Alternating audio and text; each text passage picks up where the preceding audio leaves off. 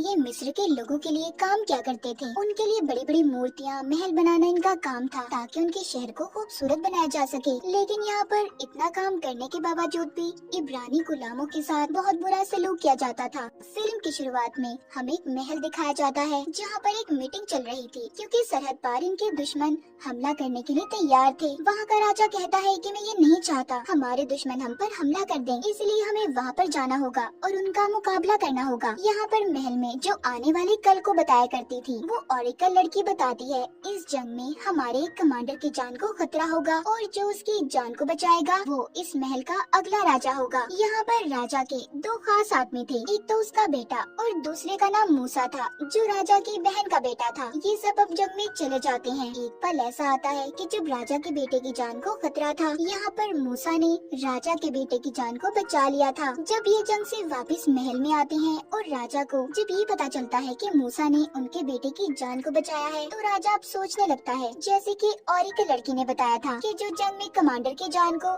दूसरा कमांडर बचाएगा वो अगला राजा होगा। राजा अब ये बात करने के लिए अपने पास मूसा को बुलाता है और कहता है कि मैं जानता हूँ तुम आने वाले कल की बातों पर यकीन नहीं करते और मेरा आने वाला कल मेरी पेशेंट को ये बताती है कि तुम मेरे अगले राजा होगे, पर मैं तुम्हें अपना वारिस कैसे चुनूं? मूसा राजा की बात सुनकर कहता है शायद आप ठीक कह रहे हैं और मैं आपके बदले राजा कैसे बन सकता हूँ। इसके बाद अब एक और मीटिंग बुलाई जाती है जिसमें बताया जाता है कि इब्रानी गुलाम वो बहुत ज्यादा तंग कर रहे हैं और सही से काम भी नहीं कर रहे। अब इस बात का पता करने के लिए राजा अपने बेटे को हुक्म देता है कि जाओ और जाकर पता लगाओ कि आखिर माजरा क्या है। जैसा कि अब ये पेशेंट गोई हुई थी कि अगला राजा मूसा होगा, तो राजा के बेटे के दिल में इस बात को लेकर मूसा के लिए शक पैदा होने लगता है। अब मूसा राजा के बेटे के पास आता है और कहता है कि तुम गुलामों के पास मत जाओ, ये तुम्हारी शान के खिलाफ होगा। आखिर तुम राजा के बेटे हो, मैं इन सब बातों का पता करने चाहता हूँ। मूसा जब उन गुलामों के पास जाता है तो वहाँ के हालात बहुत खराब थे। गुलामों को उनके काम के बदले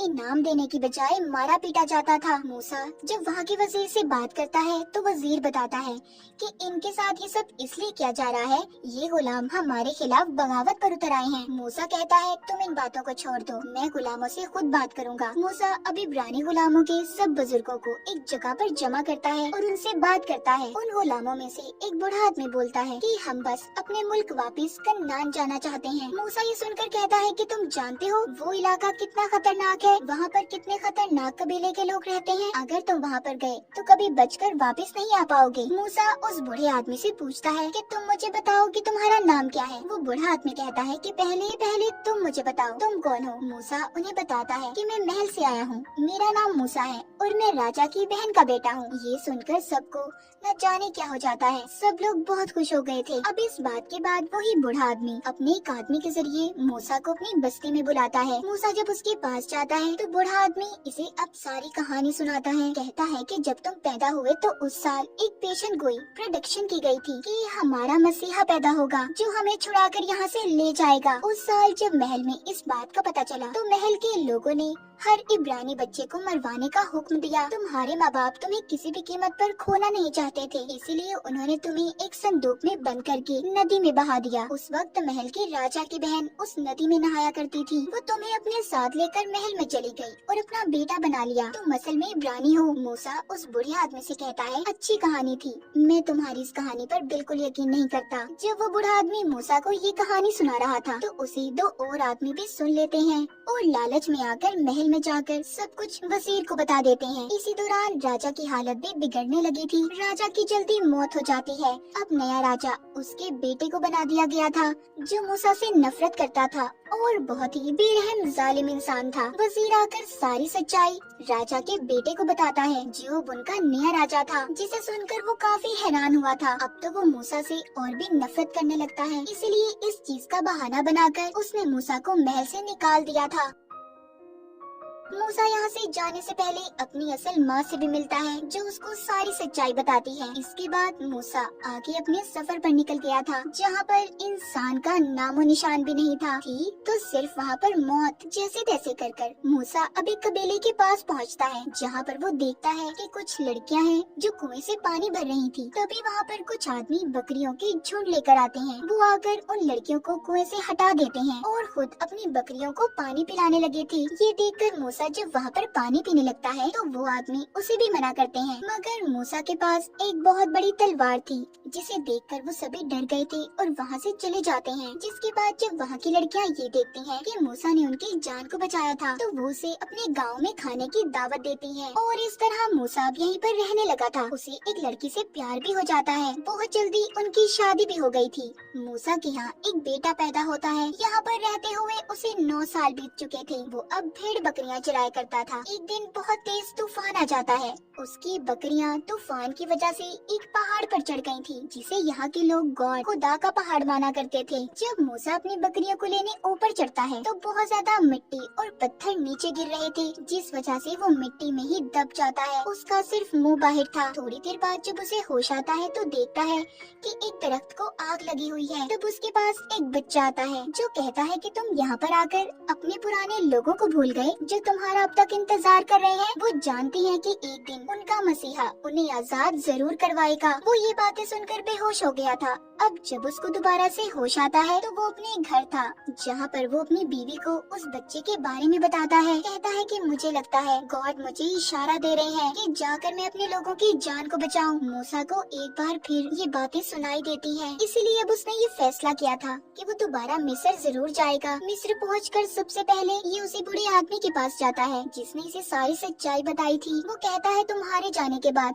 हमारे साथ और भी बुरा सलूक होने लगा है। अब रात को मूसा चुपके से महल के अस्तबल में जाता है, जहाँ पर यहाँ का नया राजा यानी कि राजा का बेटा भी था। मूसा ने पीछे से आकर उसकी गर्दन पर तलवार को रख दिया था। राजा जब देखता है कि ये मूसा है तो वो कहता है तुम्हें जिंदा देखकर खुशी हुई मेरे भाई। मूसा कहता है हाँ, तुम तो चाहते थे ना कि मैं मर जाऊँ, पर देखो मैं जिंदा हूँ। वो कहता है कि मैं यहाँ पर इब्रानी गुलामों का हाल देख कर आया हूँ। तुम उनके साथ बहुत बुरा सलूक करते हो। अगर वो तुम्हारे लिए काम करते हैं तो उनकी मेहनत का फल मिलना चाहिए, ना कि मार। इतना कहकर मूसा यहाँ से जाने लगता है। राजा कहता है कि उन लोगों की बातों में मत आओ। मूसा कहता है मैं उन लोगों की बातों में नहीं, बल्कि मुझे तो गॉड खुदा की तरफ से इशारा मिला है कि मैं उनकी मदद करूं। इतना कहकर मूसा वहां से चला गया था। इसके बाद दिखाया जाता है कि महल में एक मीटिंग बुलाई गई थी, जिसमें राजा कहता है कि मेरे पास मूसा आया था। उसने मेरे गले पर तलवार रखकर उन गुलामों को आजाद करने की बात की है, तो अब उसे जिंदा रहने का कोई हक नहीं। वो जहाँ पर भी नजर आए उसे मार दो। अब जिस भी फैमिली से मूसा के बारे में पूछा जाता कि वो कहाँ पर है, जो मूसा का साथ दे रहे थे वो कुछ भी बताने के लिए तैयार नहीं थे। इसीलिए राजा के सिपाही उनको जिंदा ही लटका देते हैं, यानी कि ये उन गुलामों के लिए मूसा के बारे में न बताने की सजा थी। दूसरी तरफ मूसा को दिखाया जाता है जो गुलामों के साथ मिलकर अपनी एक टीम तैयार कर रहा था, जिसमें वो उन्हें घुड़सवारी, तीरंदाजी और तलवार चलाना भी सिखाता है, ताकि ये सब मिलकर अपनी आजादी के लिए लड़ सके। बहुत जल्दी मूसा की टीम तैयार हो गई थी। सबसे पहले ये लोग ये प्लान बनाते हैं कि ये मिस्र के रहने वाले लोगों को तंग करेंगे, ताकि वो अपने राजा से कहकर इन्हें आजाद करवा दें। वो उनके घरों में भी आग लगा देते हैं, यहाँ तक कि उनकी कश्तियाँ भी जला दी थी।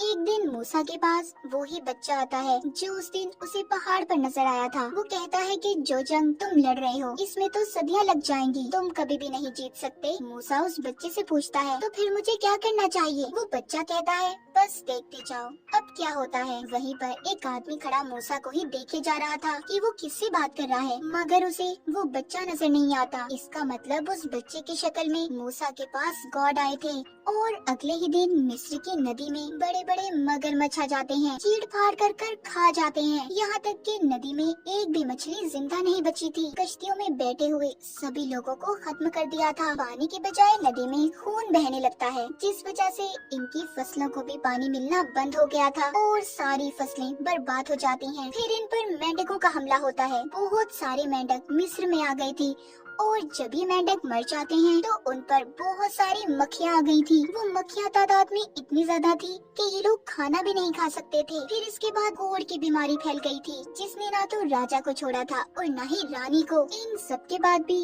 राजा बाज नहीं आया था। एक दिन मूसा एक घोड़े पर लिखकर राजा के पास भेजता है कि तुम्हें गुलामों को आजाद करना होगा, वरना इसके बाद और भी आफतें तुम पर आ सकती हैं जो गॉड खुदा की तरफ से हैं। मगर राजा अभी भी मानने को तैयार नहीं था। था। इसके बाद तो वो गुलामों पर और भी जुल्म करने लगा। जब गॉड ये देखते हैं तो अब मिस्र में पत्थरों की बारिश होने लगी थी। सब भेड़ बकरियां मर जाती हैं और आखिरी हमला टिड्डियों का था, जिससे वहाँ की सारी फसलें बर्बाद हो गई थी। राजा भी इन सब आफतों से तंग आ गया था, इसीलिए वो अपने गॉड से दुआ करने जाता है ताकि सारी मुसीबतें हट सकें। तभी उसे महसूस होता है कि उधर मूसा है। वो कहता है, मूसा तुम यहाँ हो ना? जिसके बाद अब राजा को गुस्सा आ गया था। वो कहता है, हाँ पहले मैं समझता था कि ये सब खुदा की तरफ से है, पर मैं समझ चुका हूँ कि ये सब तुम कर रहे हो मूसा। अब तो मैं एक भी गुलाम को आजाद नहीं करने वाला और मैं देखता हूँ जीतता कौन है, मैं या तुम्हारा गॉड। जिसके बाद मूसा दोबारा से उसी पहाड़ पर आता है